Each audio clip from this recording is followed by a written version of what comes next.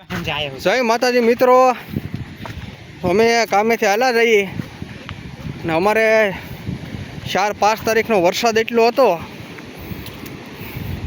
અત્યારે અમે નદીએ જોવા આવ્યા. તમને બતાવું કેટલેક લગી પાણી હતું, વિડીયામાં બનાવી જો. તો આ બધા ઓવાળ છે, આયા સુધી પાણી હતું. તો આ બધા પાણીના જ ઓવાળ છે. જોઈ શકો અમારી નદી, બાવળિયા હતા એ બધા પાડી દીધા.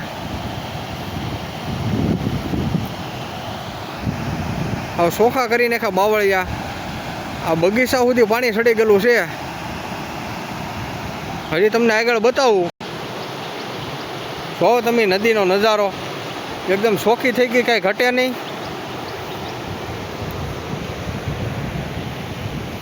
આ ભેખ એટલી ઊંચી છે, આ ભેખું બેખું બધી પાડી નાખી. આ અમારે ઉમેશ ગામ દેખાય ને એકદમ ચોખ્ખું.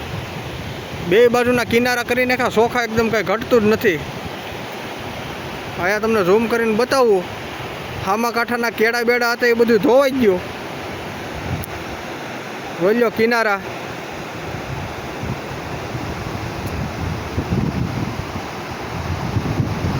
એટલું પાણી આવી ગયેલું છે કે એની સીમા જ નથી કોઈ.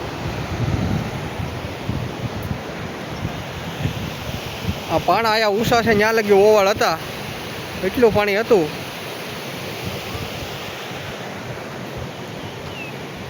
આ અમારે રાવેલ નદીનો નજારો એકદમ સોખી થઈ ગઈ, કાંઈ ઘટે નહીં એવી.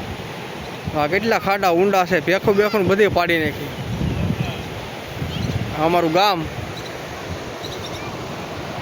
સામે દેખાય પાસપીર દાદાએ ન્યાય દિવાલો પાડી નાખી. તો દેખાય ખાલું, ત્યાં સુધી પાણી અડી જશું મિત્રો. એટલું પાણી હતું. તમારા ગામમાં કેવો વરસાદ પડ્યો ને કેટલું પાણી હતું જરા કોમેન્ટ કરજો. હાલો તે જય માતાજી.